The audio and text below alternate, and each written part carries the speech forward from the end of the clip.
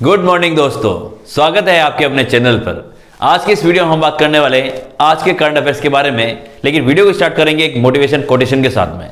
Quotation है कि असफलता से यह बताती है कि प्रयास पूरे मन से नहीं किया गया है। ये किसने कहा है? तो श्री राम आचार्य, जो हमारे शर्मा जी है, गायत्री परिवार से संबंध रखते हैं, इन्होंने इस बात में जिक्र किया है कि आपको असफलता तभी मिलती है जब आपने प्रयास जो है पूरे मन से नहीं किया है। अगर आप पूरे मन से प्रयास करेंगे, अपने लक्ष्य की ओर अग्रसित होंगे, तो आने वाले समय में आपको जरूर सफलता मिलेगी। तो आप अपने लक्ष्य की ओर निरंतर पूरे मन से प्रयास करें और अपने लक्ष्य को जरूर प्राप्त करें। मेरी यही सबसे उम्मीद रहेगी और प्रार्थना भी रहेगी कि आप अपने आने वाले समय में अपने प्रयास को निरंतर जारी रखेंगे और सफलता जरूर प्राप्त करेंगे। वीडियो को स्टार्ट करते हैं पुराने रिवीजन के साथ में। स्टार्ट करते हैं वीडियो को बगैर किसी देरी के। राजस्थान करणपुर विधानसभा सीट पर चुनाव कब होंगे? तो आंसर रखना है कि भाई 5 जनवरी 2024 को चुनाव होंगे। आप सबको पता है कि राजस्थान विधानसभा चुनाव 2023 जो है हाल ही में संपन्न हुआ है, जिसकी अगर हम बात करें तो ये 199 सीटों पर हुआ है। कितने सीटों पर हुआ है? तो 199 सीटों पर हुआ है। जबकि अगर हम बात करें राजस्थान में सीटें कितनी है, तो 200 सीटें हैं। आपको याद रखना है कि करणपुर विधानसभा सीट है, ठीक है ना। इस करणपुर विधानसभा सीट पर एक कांग्रेस के जो यहाँ पर जिनको चुना गया था कांग्रेस की तरफ से, उनका नाम था गुरमीत सिंह कुन्नर, ठीक है ना। गुरमीत सिंह कुन्नर, इनका क्या हो गया था? निधन होने की वजह से याद रखना कि ये जो चुनाव है यहाँ पर स्थगित कर दिया गया था। जब अब वापस कब कराया जाएगा? तो 5 जनवरी 2024 को करवाया जाएगा। और याद रखना कि इसकी जो मतगणना होगी वो कब होगी? तो 8 जनवरी को इसकी मतगणना होगी। ये भी आपको थोड़ा सा यहाँ पे ध्यान रखना है, ठीक है। बढ़ते हैं अगले क्वेश्चन तरफ। खेलो इंडिया पैरा गेम्स के पहले संस्करण में राजस्थान से कितने पैरा एथलेटिक्स भाग लेने वाले? तो आंसर याद रखना है कि 116 पैरा एथलेटिक्स भाग लेने वाले। याद रखना भी खेलो इंडिया पैरा गेम्स जो है ये कहां पर आयोजित होंगे? तो ये नई दिल्ली के अंदर आयोजित किए जाएंगे, ठीक है ना। कहां पर आयोजन होगा इनका? तो नई दिल्ली के अंदर इसका आयोजन किया जाएगा। ये आपको ध्यान रखना है। साथ ही रखना भी इनका आयोजन जो है वो 10 से लेकर 17 दिसंबर को इसका आयोजन होगा, ठीक है ना। तारीख भी आपको याद नहीं है कि आयोजन कब होगा। तो 10 से लेकर 17 दिसंबर को इसका आयोजन किया जाएगा। ये भी आपको ध्यान रखना है। अगले क्वेश्चन है हमारा, 12वें चंडीगढ़ शिल्प मेले में किसे लाइफ टाइम अचीवमेंट लोक कला साधक सम्मान से सम्मानित किया गया है?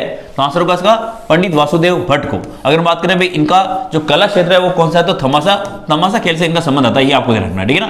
साथ ही याद रखना भी इनका संबंध किस जिले से आता है? तो जयपुर जिले से इनका संबंध आता है। ये भी आपको यहाँ पे थोड़ा सा ध्यान रखना है, ठीक है ना। नाम क्या है? पंडित वासुदेव भट्ट, ठीक है। इनको कहां पर लाइफ टाइम अचीवमेंट अवार्ड मिला है? तो याद रखना है कि चंडीगढ़ शिल्प मेले में इनको जो है लाइफ टाइम अचीवमेंट अवार्ड दिया गया है। अगला है 16वीं विधानसभा चुनाव 2023 में नोटा में कितने प्रतिशत वोटिंग हुई है? तो आंसर याद रखना है कि 0.96% की यहाँ पर वोटिंग हुई है। संख्या के हिसाब से अगर बात करें तो 3,82,066 मतदाताओं ने याद रखना है कि वोट किया है किसके अंदर? नोटा के अंदर। और अगर बात करें नोटा वोट सबसे ज्यादा कहां पड़ा है? तो जाडोल के अंदर, ठीक है ना। जाडोल उदयपुर के अंदर आपको याद रखना है कि यहाँ पर जो है नोटा की वोटिंग सबसे ज्यादा हुई है। ये भी आपको थोड़ा सा ध्यान रखना है, ठीक है ना। इंपॉर्टेंट क्वेश्चन है एग्जाम की दृष्टि से। विधानसभा चुनाव 2023 से निश्चित रूप से आपके एग्जाम में कोई ना क्वेश्चन जरूर आएगा, तो ये आपको ध्यान रखना ही है। अगला है हमारा कि नशा निवारण के लिए नव चेतना अभियान किस जिले में शुरू किया गया है? तो आंसर होगा इसका उदयपुर जिले के अंदर याद रखना है कि नव चेतना अभियान शुरू किया गया है। इसी तरह से आपको आकाश अभियान का भी याद रखना है कि आकाश अभियान जो है वो हमारे राजस्थान के सबसे छोटे जिले जिसका नाम है दूदू, ठीक है ना, यहाँ पर संचालित किया जा रहा है। और किससे निपटने के लिए किया जा रहा है? तो कुपोषण से निपटने के लिए चलाया जा रहा है। ये भी आपको थोड़ा सा यहाँ पे ध्यान रखना है, ठीक है ना। तो इसका नाम भी आप जरूर याद रखें कि भाई कुपोषण से निपटने के लिए दूदू जिले के अंदर जो है आकाश अभियान चलाया जा रहा है। उसी प्रकार से अगर बात करें उदयपुर के अंदर अगर बात करें कौन सा? तो नशा निवारण के लिए अभियान चलाया जा रहा है जिसका नाम है नव चेतना अभियान। ये आपको ध्यान रखना है। हाल ही में जारी एनसीआरबी की रिपोर्ट के अनुसार भ्रष्टाचार मामले में राजस्थान कौन से नंबर पे है? तो आंसर याद रखना है कि दूसरे स्थान पर है। ये रिपोर्ट किसकी है? तो एनसीआरबी की रिपोर्ट है, ठीक है ना। इस रिपोर्ट के अनुसार याद रखना है कि भ्रष्टाचार के मामले में तो राजस्थान जो है दूसरे स्थान पर है। जबकि अगर बात करें महिला अपराध के अंदर तो ये भी आपको याद रखना है, ठीक है ना। महिला अपराध के नाम को आपको याद रखना है कि महिला अपराध में राजस्थान कौन से नंबर पे है? तो पहले स्थान पर है। ये आपको थोड़ा सा ध्यान रखना है, ठीक है ना।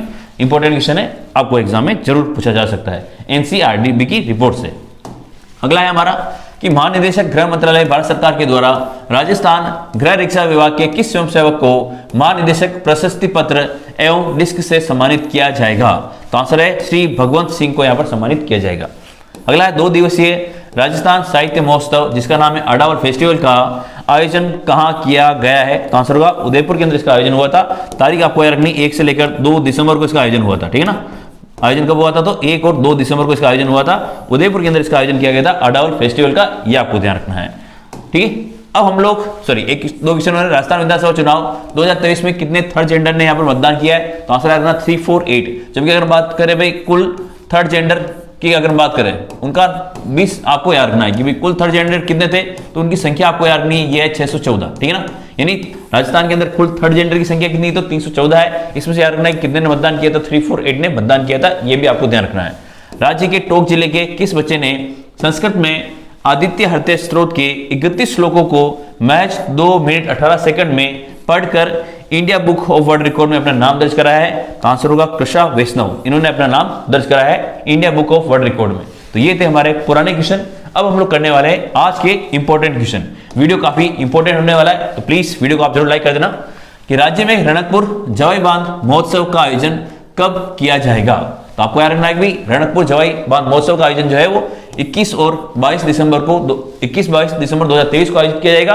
अगर हम बात करें भाई रणकपुर जवाई बांध महोत्सव का आयोजन कहां होगा, तो पाली जिंदेल के अंदर इसका आयोजन किया जाएगा, ये आपको ध्यान रखना है, ठीक है ना। इसके अलावा आने वाले समय में और कुछ महोत्सव का आयोजन होने वाला है, जिसमें अगर हम बात करें 4 से लेकर 6 मार्च की, तो ये भी आपको याद रखना है कि भाई यहाँ पर राजस्थान इंटरनेशनल एक्सपो का आयोजन होगा, ठीक है ना। अगर हम बात करें भाई 4 से लेकर 6 मार्च तक इसका आयोजन होगा, तो राजस्थान इंटरनेशनल एक्सपो का आयोजन किया जाएगा, ठीक है ना। इंटरनेशनल एक्सपो का आयोजन किया जाएगा, ये आपको थोड़ा सा ध्यान रखना है ना।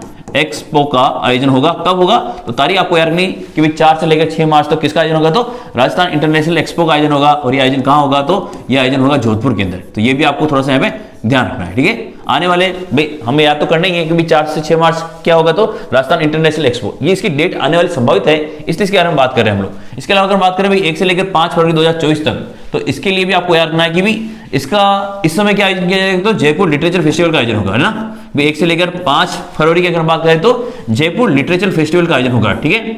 लिटरेचर फेस्टिवल का आयोजन होगा, लिटरेचर फेस्टिवल का आयोजन, ठीक है ना, फेस्टिवल का आयोजन किया जाएगा। और ये आयोजन कहां होगा, तो ये जयपुर के अंदर आयोजित किया जाएगा, ये भी आपको ध्यान रखना है। तो 3 तारीख आपको याद रखनी, 21 से लेकर 22 दिसंबर तक रणकपुर जवाई बांध महोत्सव पाली के अंदर आयोजित होगा, ये आपको ध्यान रखना है। 4 से लेकर 6 मार्च 2024 तक राजस्थान इंटरनेशनल एक्सपो का आयोजन जोधपुर के अंदर होगा। इसके अलावा 1 से लेकर 5 फरवरी तक जो आयोजन होगा उसका नाम है जयपुर लिटरेचर फेस्टिवल। इसके अलावा आपको याद रखना है कि जैसे और अलग महोत्सव की अगर हम बात करें, जैसे अगर बात करें मारवाड़ महोत्सव की, ठीक है ना, मारवाड़ महोत्सव की, तो मारवाड़ महोत्सव का आपको याद रखना है कि मारवाड़ महोत्सव का आयोजन हुआ था 27 अक्टूबर को, ठीक है ना, 27 अक्टूबर को मारवाड़ महोत्सव का आयोजन हुआ था। इसके अलावा अगर हम बात करें हाल ही में, आप सबको पता है कि शिल्पग्राम महोत्सव का आयोजन होने वाला है, ठीक है ना, शिल्पग्राम महोत्सव का आयोजन होने वाला है। इस शिल्पग्राम महोत्सव का भी आपको याद रखना है कि शिल्पग्राम महोत्सव का आयोजन कब होगा, तो शिल्पग्राम महोत्सव का आपको याद रखना है कि 21 से लेकर 30 दिसंबर तक इसका आयोजन होगा, ठीक है ना, 21 से लेकर 30 दिसंबर तक आयोजन होगा। और ये आयोजन कहाँ होने वाला है, तो ये आपको याद रखना है, ये उदयपुर के अंदर आयोजित होने वाला है, ठीक है ना, उदयपुर के अंदर आयोजन होने वाला है। इसको आयोजन कौन करेगा, तो पश्चिमी क्षेत्र सांस्कृतिक केंद्र के द्वारा इसका आयोजन किया जाएगा, ठीक है ना, पश्चिमी क्षेत्र सांस्कृतिक केंद्र के द्वारा इसका आयोजन होगा, ये भी आपको थोड़ा सा ध्यान रखना है, ठीक है ना, बहुत सारी चीजें। इसके अलावा अब जैसे हम थार महोत्सव की बात करें, थार महोत्सव कहाँ आयोजित किया जाता है, तो ये भी आपको याद रखना है कि थार महोत्सव का आयोजन कहाँ होता है, तो थार महोत्सव का आयोजन होता है हमारे कहाँ पर, आप सबको पता है कि बाड़मेर के अंदर आयोजित किया जाता है। तो इस तरह से बहुत सारे महोत्सव है जिसका आयोजन किया जाता है अलग अलग महीने के अंदर। हाथी महोत्सव हो गया, शरद महोत्सव हो गया, इस प्रकार से बहुत सारे महोत्सव है। इसमें से कुछ की डेट आपको याद रखनी है ना। एक तो शिल्पग्राम महोत्सव कब 21 से लेकर 30 दिसंबर तक आयोजित होगा उदयपुर के अंदर, पश्चिमी क्षेत्र जो केंद्र है उसके द्वारा इसका आयोजन किया जाएगा। इसके अलावा ये डेट और आपको यहाँ पे याद रखनी है, ठीक है ना, इंपॉर्टेंट क्वेश्चन है एग्जाम की दृष्टि से, आपको यहाँ पे थोड़ा सा ध्यान रखना है, ठीक है। बढ़ते हैं अगले क्वेश्चन तरफ। राज्य में पैरा स्पोर्ट्स परफॉर्मेंस सेंटर का लोकार्पण कहाँ किया गया है, तो आपको आंसर रखना है भी यहाँ पर जो है ये लोकार्पण कहाँ हुआ है, तो जयपुर के अंदर किया गया है। अगर हम बात करें भाई पैरा स्पोर्ट्स परफॉर्मेंस सेंटर की, तो इसकी अगर बात करें इसकी स्थापना जयपुर में हुई है, और जयपुर में भी इसकी स्थापना कहां पर हुई है, तो जो हमारा सवाई मानसिंह स्टेडियम है वहां पर हुई है, ठीक है ना, सवाई मानसिंह स्टेडियम के अंदर इसकी लोकार्पण किया गया है, ये आपको ध्यान रखना है ना, मानसिंह स्टेडियम में इसका लोकार्पण किया गया है, मानसिंह स्टेडियम, ठीक है ना, स्टेडियम के अंदर इसका लोकार्पण किया गया है, ये आपको ध्यान रखना है, ठीक है ना। और अगर हम बात करें पैरा स्पोर्ट्स अकादमी कहां पर है, तो इसका नाम भी आपको याद रखना है ना, कि पैरा स्पोर्ट्स अकादमी ये कहां पर है, तो ये है जोधपुर के अंदर, ठीक है ना, इसका नाम भी आपको थोड़ा सा यहाँ पे ध्यान रखना है, ठीक है।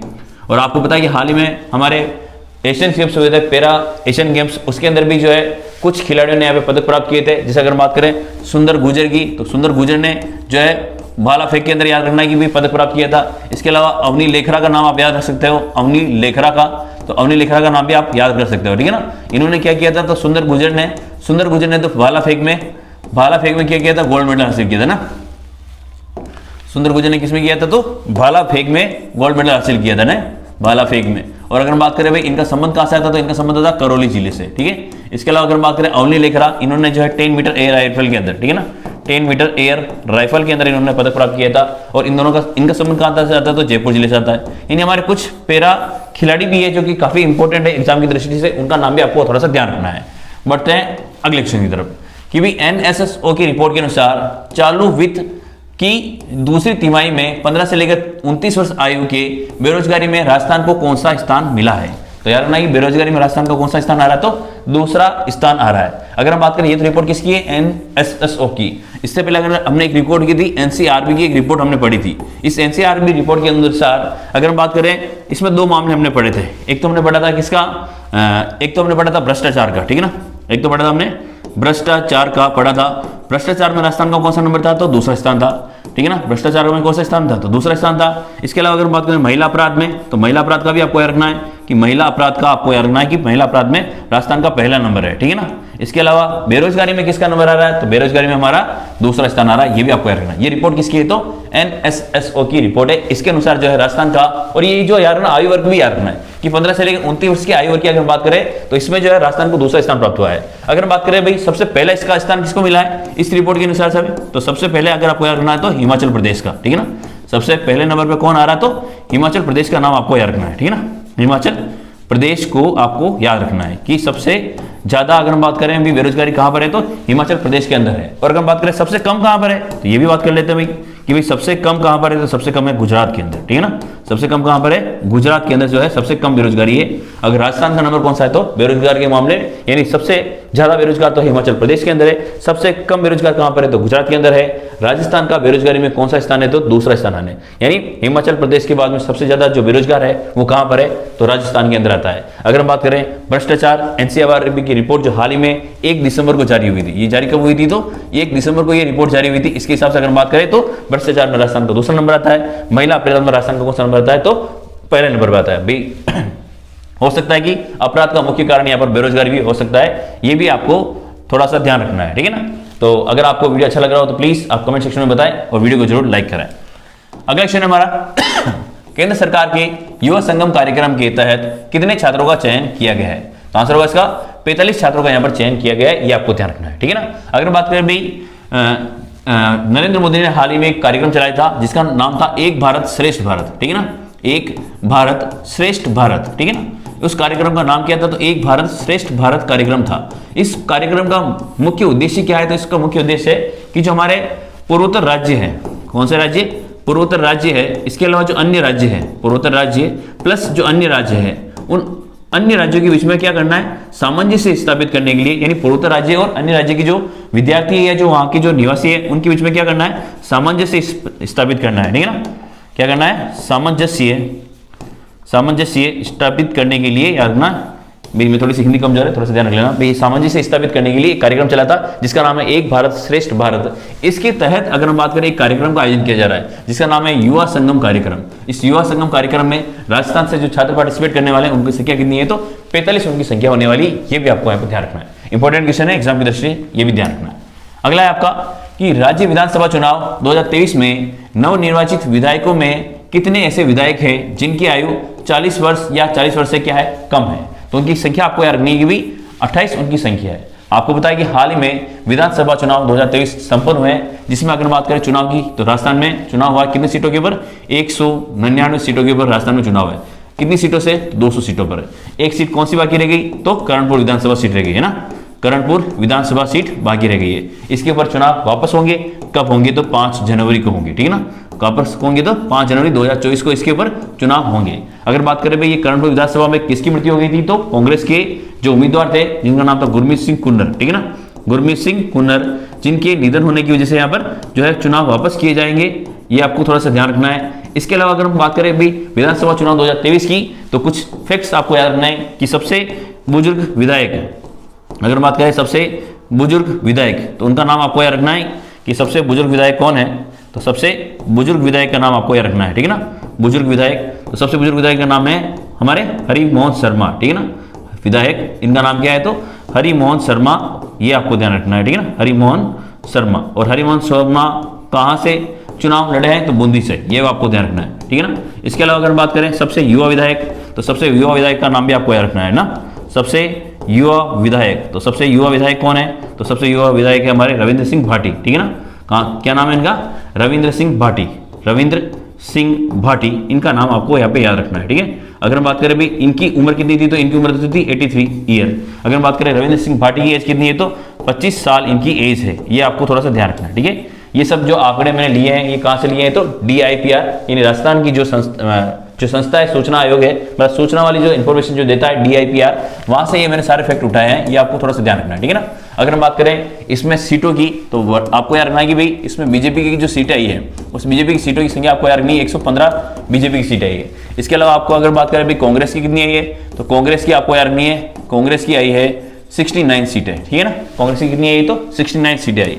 अगर हम बात करें अन्य की, तो अन्य की सीटें आपको याद रखनी है, अन्य की सीटें कितनी है, 8 है। इसके अलावा अगर हम बात करें राजस्थान आदिवासी पार्टी, राजस्थान आदिवासी पार्टी, इसका भी आपको याद रखना है भाई, राजस्थान आदिवासी पार्टी, और राजस्थान आदिवासी पार्टी ने कितनी जीती है, तो 3 जीती है। यानी अगर हम बात करें बीजेपी और कांग्रेस के बाद में सबसे ज्यादा सीटें किसने जीती है, तो याद रखना राजस्थान आदिवासी पार्टी ने जीती है। इसके अलावा अगर हम बात करें बसपा की, तो बसपा भी आपको याद रखना है कि बसपा ने कितनी जीती है, तो बसपा ने जीती है 2 सीटें। इसके अलावा अगर बात करें लोकतांत्रिक पार्टी की, ठीक है ना, हनुमान बेनीवाल जी की जो पार्टी है लोकतांत्रिक पार्टी, इस लोकतांत्रिक पार्टी का भी आपको याद रखना है कि लोकतांत्रिक पार्टी ने कितनी जीती है, तो 1 जीती है। इसके अलावा अगर बात करें लोकदल की, तो लोकदल का भी आपको याद रखना है कि लोकदल ने भी जीती है 1 पार्टी, ठीक है। इस बार आम आदमी पार्टी की कोई भी सीट नहीं आई है। अगर हम बात करें आम आदमी पार्टी का, और कुछ और भी याद रखना है, जैसे हम बात करें नोटा की, नोटा वोट, अगर हम बताएं कि भाई नोटा वोट कहां पर सबसे ज्यादा गिरे हैं, तो नोटा वोट का आपको याद रखना है कि नोटा वोट का परसेंटेज जो है, नोटा वोट का जो परसेंटेज है वो कितना है, तो 0.96% नोटा वोट गिरे थे। और नोटा वोट अगर हम बात करें सबसे ज्यादा कहां गिरे थे, तो जाडोल के अंदर गिरे थे ना। कहां पर गिरे थे, जाडोल के अंदर गिरे थे, ये भी आपको थोड़ा सा ध्यान रखना है ना, जाडोल के अंदर ये गिरे थे। और जाडोल कहां पर आता है, तो जाडोल आता है हमारे उदयपुर के अंदर, ये भी आपको ध्यान रखना है। इसके अलावा अगर हम बात करें और कुछ, तो देखो ट्रांसजेंडर की बात कर सकते हैं, क्योंकि ट्रांसजेंडर, ठीक है ना, तो ट्रांसजेंडर की संख्या आपको याद रखनी है। ट्रांसजेंडर की संख्या कितनी है, तो 348 ट्रांसजेंडर ने इस बार मतदान किया था। जबकि अगर हम बात करें कुल ट्रांसजेंडर कितने थे, तो 614 ट्रांसजेंडर थे, यह भी आपको थोड़ा सा ध्यान रखना है। इसके अलावा और भी आप फैक्ट अगर मैं बताना चाहूँ यहाँ पे, तो और फैक्ट अगर हम ले यहाँ पे, तो देखो दिव्यांग, ठीक है ना, दिव्यांग मतदान आपको बताइए इस बार हुआ था। दिव्यांग मतदान के लिए वोट फ्रॉम होम की सुविधा दी गई थी। तो सबसे ज्यादा दिव्यांग मतदान कहाँ हुआ था, तो रानीवाड़ा के अंदर हुआ था, ठीक है ना। सबसे ज्यादा दिव्यांग मतदान कहाँ हुआ था, रानीवाड़ा के अंदर। और अगर बात करें सबसे कम कहाँ पर हुआ था, तो सबसे कम का आपको याद रखना है सिरोही के अंदर, ठीक है ना। सबसे कम कहाँ पर हुआ था, तो सिरोही के अंदर हुआ था, ये भी आपको ध्यान रखना है। तो ये बहुत सारे फैक्ट है जो कि आपको याद रखना है एग्जाम की दृष्टि से। मैंने इसके सारे जो भी फैक्ट है, मैंने इसको PDF के फॉर्म में कन्वर्ट कर रखा है। इसको आगे हम लोग देखते हैं, आगे पेज के ऊपर है ना। तो देखो पेज है कि भाई सबसे बड़ी जीत हासिल की है दिया कुमारी ने, जो कि बीजेपी की अगर बात करें विधायक है। ये जो एक तरीके से ये सांसद, ये क्या थी, सांसद थी, ठीक है ना। यानी ये अगर बात करें सांसद थी, इन्होंने अपने पद से इस्तीफा दे दिया है दिया कुमारी ने, और बीजेपी की ओर से सबसे बड़ी जीत इन्होंने हासिल की है। कितनी, 71,360 वोट से इन्होंने हासिल किए। और इन्होंने चुनाव कहां से जीता है, तो विद्याधर नगर से इन्होंने चुनाव जीता है, ये आपको ध्यान रखना है। अगर बात करें सबसे छोटी जीत किसने हासिल की है, तो हंसराज पटेल, ये भी किसके हैं, बीजेपी के। मात्र 321 वोटों से इन्होंने विजय प्राप्त की है हंसराज पटेल ने। इनका निर्वाचन क्षेत्र कौन सा है, तो कोटपुतली इनका निर्वाचन क्षेत्र है, ये आपको ध्यान रखना है। अगर हम बात करें महिला विधायक की, तो महिला विधायक की संख्या आपको याद रखनी है 20। इसमें अगर हम बात करें जनरल की, आपको याद रखनी है कि जनरल की कितनी है, तो जनरल की है 12, ठीक है ना। अगर हम बात करें SC की कितनी है, तो SC की है 6। और अगर हम बात करें ST की कितनी है, तो ST की है 8, ये आपको ध्यान रखना है, ठीक है ना। और अगर हम बात करें महिला विधायकों में बीजेपी की कितनी है, तो महिला विधायकों में बीजेपी की कितनी है, 9 है। कांग्रेस की कितनी है, तो कांग्रेस की भी 9 है। और अन्य की कितनी है, तो अन्य की है 2, ठीक है ना। अन्य की कितनी है, तो 2, ये भी आपको याद रखना है कि भाई महिला विधायकों की संख्या कितनी है 20, जनरल की कितनी 12, SC की कितनी 6, ST की कितनी 2। सॉरी गलत कर दिया, ST की कितनी है भाई 2 है। जल्दबाजी में हमेशा गलती होती है, तो आप इसको करेक्शन जरूर करें, ठीक है ना। तो ये ST की कितनी है, ST की हमारे 2 है, ये आपको ध्यान रखना है। अगर बात करें अन्य विधायकों की, तो जो हमारे अन्य के विधायक कितने हैं, तो 2 अन्य विधायक हैं। अन्य 2 विधायकों में अगर हम बात करें, तो अन्य 2 विधायक कौन कौन से, रितु बनावत, जो कहां से, बयाना से ना। ये कहां से जीती है, तो ये बयाना से जीती है, ये आपको ध्यान रखना। अगर बात करें प्रियंका चौधरी की, तो ये कहां से जीती है, बाड़मेर के अंदर से जीती है, ये भी आपको थोड़ा सा ध्यान रखना है, ठीक है ना। इसके अलावा बात करें मुस्लिम विधायकों की संख्या कितनी है, तो 6 कुल मिला के 6 मुस्लिम विधायक है, जिसमें से कांग्रेस के कितने हैं तो 5 है और निर्दलीय के कितने हैं तो 1, यानी बीजेपी की ओर से कोई भी मुस्लिम विधायक ने यहाँ पर जीत प्राप्त नहीं की है। 5 कांग्रेस के मुस्लिम विधायक है, जिसमें से निर्दलीय कितना है तो 1 है, और टोटल मिला के कुल कितने मुस्लिम विधायक है तो उनकी संख्या आपको रखनी है 6 मुस्लिम विधायकों की संख्या है। तो काफी फैक्ट है, ये आपको ध्यान रखना है। इसके अलावा और भी फैक्ट है लेके आया हूं मैं अभी आपके लिए कि भाई सबसे बुजुर्ग विधायक कौन है तो हरिमोहन शर्मा, जो कि कहां से है कांग्रेस से। इनका संबंध बूंदी से आता है, 83 साल की इनकी उम्र है। इसके अलावा इनका नाम भी आपको याद रखना है कि दीपचंद खेरिया, जिनका विधानसभा क्षेत्र कौन सा है तो किशनगढ़ वास, और इनकी उम्र भी कितनी है तो 83 साल की इनकी उम्र है। ये एग्जाम की दृष्टि से दोनों ही इंपॉर्टेंट है। DIPR की साइड के ऊपर इन दोनों का नाम दे रखा था, तो मैंने इन दोनों को यहाँ पर लिख लिया है। भाई एग्जाम के अंदर या तो हरिमोहन शर्मा आएगा या फिर किसका नाम आएगा तो दीपचंद खेरिया का नाम आएगा। इन दोनों का नाम आपको याद रखना है। इसके अलावा अगर बात करें सबसे युवा विधायक की तो रविंद्र सिंह भाटी, जिनकी उम्र कितनी है तो 25 साल जिनकी उम्र है। इसके अलावा एक नाम और याद रखना है, अंशुमन सिंह भाटी, ये कितने साल के हैं तो याद रखना ये 27 साल के हैं। अगर बात करें भाई सबसे युवा विधायक रविंद्र सिंह भाटी, इनका चुनाव विधानसभा क्षेत्र कौन सा था तो शिव क्षेत्र से ये इन्होंने चुनाव लड़ा था, ये भी आपको थोड़ा सा ध्यान रखना है। अगर बात करें सबसे अमीर विधायक की तो उनका नाम याद रखना सिद्दी कुमारी, ये सबसे अमीर विधायक के रूप में जानी जाएगी, जिनकी संपत्ति कितनी थी तो 102 करोड़ रुपए की संपत्ति है। अगर बात करें सबसे कम मतलब सबसे कम पैसा किसके पास है तो या यूं कह सकते हो भाई सबसे गरीब विधायक कौन सा है। विधायक तो वैसे कभी गरीब होते ही नहीं है भाई, चुनाव में आप सबको पता है कि चुनाव जीतने के बाद में क्या होता है, तो आप सब जानते हैं भाई सबसे गरीब विधायक कौन है तो राजकुमार रोथ, जिनके पास जो है 1 करोड़ 20 लाख की संपत्ति है, ये आपको ध्यान रखना है। तो ये भी एग्जाम याद रखना है कि भी हरिमोहन शर्मा, इसके अलावा नाम याद रखना दीपचंद खेरिया, ये दोनों तो है सबसे बुजुर्ग रविंद्र सिंह भाटी और अंशुमन सिंह भाटी सबसे युवा विधायक। अगर बात करें सबसे अमीर कौन है तो सिद्दी कुमारी, सबसे कौन है तो सिद्दी कुमारी, और अगर बात करें सबसे गरीब तो राजकुमार रोथ का नाम आपको याद रखना है। इसके अलावा और भी फैक्ट है हमारे पास कि भाई बीजेपी ने 115 सीटें हासिल की है, जिसमें से अगर बात करें 41.69 वोट इनको प्राप्त हुए हैं, जबकि अगर बात करें कांग्रेस ने 69 सीटें हासिल की है और उनको वोट कितना मिला तो यार ना 39.53, उसका तो है 41.69, इनका किसका है तो 39.53। और अगर बात करें दोनों की जीत का अंतर आप निकालना चाहे तो निकाल भी सकते हैं, 41.69 माइनस कर लो इसका कि 39.53, तो देखो ये आया अपने पास 6, ये 1.2, यानी अगर बात करें तो बीजेपी ने कितने प्रतिशत मत हासिल किए यहाँ पे तो 2.16% के मत ज्यादा प्राप्त किए बीजेपी ने और अपनी सरकार को यहाँ पर बनाया है। इसके अलावा देखो ये चीज हमने बात कर ली, भारत की अन्य कितनी है, भारतीय आदिवासी पार्टी तीसरी, यानी हम बात कर सकते हैं भाई राजस्थान में बीजेपी और कांग्रेस के बाद में जो सबसे ज्यादा सीटें हासिल की है उसका नाम क्या है भारतीय आदिवासी पार्टी, जिसके 3 विधायक बने हैं। इसके अलावा बहुजन समाज पार्टी के कितने बने हैं तो 2 बने, राष्ट्रीय लोकतांत्रिक पार्टी के कितने बने हैं तो 1 बना है। लेकिन आपको याद रखना कि अगर वोटों की दृष्टि से पहले नंबर पे आता है बीजेपी, दूसरे नंबर पे आता है कांग्रेस और तीसरे नंबर पे कौन आएगी तो राष्ट्रीय लोकतांत्रिक पार्टी आएगी वोटों के हिसाब से। अगर बात करें वोट सबसे ज्यादा किसको मिले हैं तो बीजेपी को मिले हैं, उससे कम मिले किसी को तो कांग्रेस को मिले हैं, और उससे कम किसको मिले हैं तो मिले अपने राष्ट्रीय लोकतांत्रिक पार्टी को, हनुमान बेलीवाल जी की पार्टी को 2.39% बने हैं, ठीक है ना। और अगर बात करें सीटों के हिसाब से तो आपको रखना है भारतीय आदिवासी पार्टी का नाम आपको यहाँ पे याद रखना है, ठीक है। इसके अलावा कुल नोटा में वोट डाले गए कितने रहे तो 3,42,066, जिसकी अगर बात करें संख्या कितनी है प्रतिशत के हिसाब से तो 0.96% वोट जो है पड़े हैं। अगर बात करें सीपीएम एक पार्टी है राजस्थान के अंदर, उसको भी कितने प्रतिशत वोट मिले तो 0.96% मिले, ये भी आपके लिए इंपॉर्टेंट है, तो ये भी आपको थोड़ा सा ध्यान रखना है। तो सर्वाधिक वोटर की संख्या कौन सी है तो 6,488, कहां पर बने हैं तो उदयपुर की झाड़ोल सीट पर ये मतदान हुआ है, तो ये भी आपको यहाँ पे रखना है। और क्या फैक्ट है चुनाव से संबंधित और बात कर लेते हैं कि सर्वाधिक दिव्यांग मतदान कहां पर हुआ था तो रानीवाड़ा के अंदर हुआ था। अगर बात करें कुल दिव्यांग मतदान कितना प्रतिशत हुआ था तो 76.16% का कुल दिव्यांग मतदान हुआ था। इसमें अगर बात करें रानीवाड़ा के अंदर कितना हुआ था तो 96.10% का हुआ था, सिरोही के अंदर कितना हुआ था तो 60.75, यानी ये तो क्या है सबसे कम, ठीक है ना, ये क्या है सबसे कम। और अगर बात करें सबसे अधिक दिव्यांग मतदान कहां पर हुआ है तो सबसे अधिक हुआ है हमारे, ये आपको ध्यान रखना है ना, ये सबसे अधिक है, और सबसे अधिक कहां पर हुआ था रानीवाड़ा के अंदर हुआ है, ये आपको ध्यान रखना है। और कुल मतदान कितना हुआ था दिव्यांग प्रतिशत में तो 76.16%। और अगर बात करें थर्ड जेंडर की संख्या तो थर्ड जेंडर की संख्या है 348, और कितना में से तो 614 में से 348 ने थर्ड जेंडर ने यहाँ पर वोट किया है। तो ये राजस्थान विधानसभा चुनाव में जो भी चुनाव की बात की है, जो इवेंट हुए हैं, ये उसकी संख्या है अपने पास। चुनाव से पहले जो कार्यक्रम हुआ था उसको बात अलग ही है, ये चुनाव की बात की कुछ इंपॉर्टेंट फैक्ट्स आपको ध्यान रखना है। बढ़ते हैं अगली क्वेश्चन तरफ। आईसीसी T20 गेंदबाजी रैंकिंग में नंबर 1 बनने वाले गेंदबाज कौन है तो आंसर यार रखना कि रवि बिश्नोई वो गेंदबाज है। इनका संबंध कहां से आता है तो यार रखना जोधपुर से आता है, इनका संबंध कहां से आता है जोधपुर से इनका आता है। खेल इनका आपको पता चल गया है कि क्रिकेट से ये संबंध रखते हैं, इनका नाम आपको याद रखना ही है। इसके अलावा अगर हम बात करें हाल ही में एशियाई गेम्स संपन्न हुए थे, ठीक है ना, एशियाई गेम्स संपन्न हुए थे, इस एशियन गेम्स के अंदर याद रखना कि भारतीय क्रिकेट टीम ने एशियन गेम्स संपन्न हुए थे चीन के अंदर जिसका आयोजन हुआ था, इसमें भारतीय क्रिकेट टीम ने गोल्ड मेडल हासिल किया था। भाई गोल्ड मेडल किसने हासिल किया था? तो भारतीय क्रिकेट टीम ने यहाँ पर गोल्ड मेडल हासिल किया था। उस गोल्ड मेडल टीम जो थी उसमें भी रवि बिश्नोई ने पार्टिसिपेट किया था, यानी ये भी उसमें एक खिलाड़ी के तौर पर खेल रहे थे, ये आपको ध्यान रखना है। तो आईसीसी T20 गेंदबाजी रैंकिंग में नंबर 1 बनने वाले गेंदबाज कौन है? तो रवि बिश्नोई, जिनका संबंध कहां से आता है? तो जोधपुर से आता है। इसके अलावा बात रखना है भी, आपको पता है कि अंडर 19 किसकी बात हो रही है? अंडर 19 टीम के कप्तान अभी चुना गया है हाल ही में, ठीक है ना। अंडर 19 टीम का कप्तान कौन चुना गया है? तो अंडर 19 टीम का कप्तान चुना गया है उदय साहरण। कौन है? उदय साहरण, ठीक है ना, कप्तान।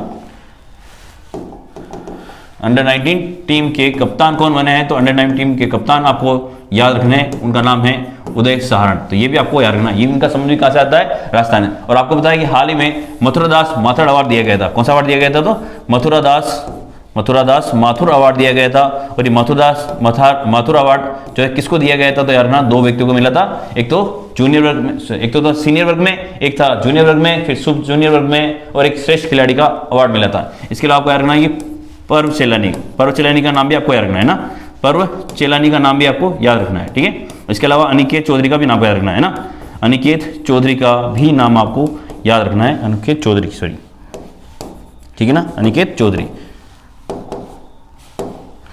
चौधरी का नाम भी आपको याद रखना है। इन सबका संबंध किससे है? तो मथुरदास माथुर अवार्ड से इनका संबंध है। मानव सुतार का, मुकुल चौधरी का, पर्व चेलानी का, अनिकेत चौधरी, इन सबका संबंध किससे है? तो मथुरदास अवार्ड से है। इसके अलावा रवि बिश्नोई का, इन्होंने एशियन गेम्स के अंदर भी जो क्रिकेट टीम ने गोल्ड मेडल जीता था, ये उसके भी खिलाड़ी थे। इसके अलावा उदय साहरण कौन है? तो जो अंडर 19 टीम के क्या है, ये कप्तान बने हैं, ये आपको ध्यान रखना है। तो इंपॉर्टेंट क्वेश्चन है एग्जाम दृष्टि से।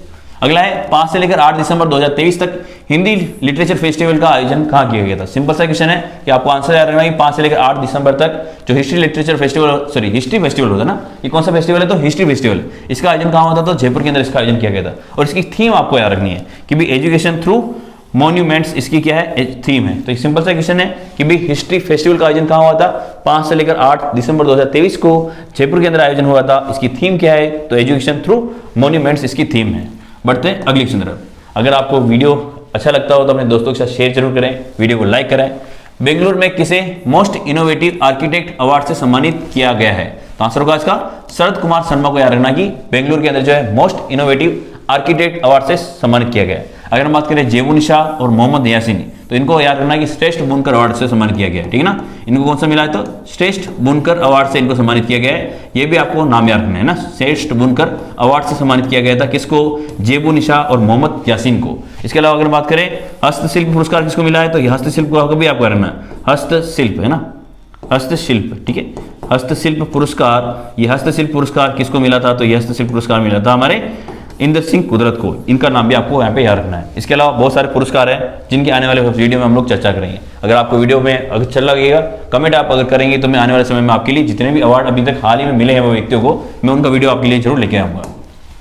अगला है हाल ही में आर्मेनिया में आयोजित जूनियर महिला वर्ल्ड बॉक्सिंग चैंपियनशिप में राजस्थान की किस खिलाड़ी ने गोल्ड मेडल जीता है? तो आंसर होगा इसका निशा गुलेरिया ने यहाँ पे पदक प्राप्त किया है। कहां पर? आर्मेनिया में आयोजित जूनियर महिला वर्ल्ड बॉक्सिंग चैंपियनशिप में राजस्थान की एक खिलाड़ी है जिनका नाम है निशा गुलेरिया, इन्होंने जो है गोल्ड मेडल हासिल किया है, ये भी आपको रखना है। इसके अलावा हम बात करें दिव्यांश सिंह पवार की, तो आप सबको इनका नाम याद जरूर रखना है। इनका संबंध है हमारे नागौर से, और नागौर से होने के बावजूद इनका जो खेल है वो खेल है घुड़सवारी, ठीक है ना। इनका खेल कौन सा है? तो घुड़सवारी इनका खेल है। और आप सबको पता है कि हाल ही में एशियन गेम्स जो चाइना के अंदर आयोजित हुए थे, इन्होंने याद रखना, इन्होंने जीता था गोल्ड मेडल। कौन सा मेडल हासिल किया था? तो गोल्ड मेडल इन्होंने हासिल किया था। ये भी आपको थोड़ा सा ध्यान रखना है, ठीक है। तो ये भी आपको याद रखना है। अर्जुन लाल जाट का संबंध है नौकायान से, ठीक है ना। इनका संबंध कहां से आता है? तो नौकायान से इनका संबंध आता है। और इनका खेल, सॉरी, इनका संबंध कहां से? तो इनका संबंध है जयपुर जिले से, ठीक है ना। इन्होंने भी क्या किया था कि वहां पर मेडल हासिल किया था। इन्होंने कौन सा मेडल हासिल किया था? तो इन्होंने रजत पदक हासिल किया था एशियन गेम्स के अंदर। ये भी आपको ध्यान रखना है, ठीक है। अच्छा क्वेश्चन है ये भी। लास्ट क्वेश्चन, राजस्थान में विधायक के रूप में चुने गए किन सांसदों ने संसद से अपना इस्तीफा दे दिया है? तो यहाँ से आंसर होगा उपरोक्त सभी, ठीक है ना। राज्यवर्धन सिंह राठौड़ हो गए, चाहे दिया कुमारी हो गए, किरोड़ी लाल मीणा हो गए, इन तीनों ने क्या किया है कि संसद से अपना इस्तीफा दे दिया है। ये तो थे राज्यसभा से सांसद, ये कौन से थे? तो ये राज्यसभा से सांसद थे। जबकि अगर बात करें ये दोनों कौन से थे? तो ये लोकसभा से सांसद थे। इन्होंने क्या कर दिया? अपने पद से इस्तीफा दे दिया है। ये याद रखना। दिया कुमारी को तो आपको याद रखना कि सबसे अधिक वोटों से जीती है, ठीक है ना। सबसे अधिक मतों से जीतने वाली विधायक कौन है? सबसे अधिक मतों से विजय, ठीक है ना, मतों से विजय। और इनकी सीट का नाम आपको खास तौर पर याद रखना है, विद्याधर नगर, ठीक है ना, विद्याधर नगर, ये आपको इनकी सीट का नाम याद रखना है, ठीक है। तो ये था हमारा आज का इंपॉर्टेंट वीडियो। कैसा लगा आपको वीडियो, कमेंट करके बताएं, वीडियो को लाइक करें, चैनल को सब्सक्राइब करें। जय हिंद, जय भारत।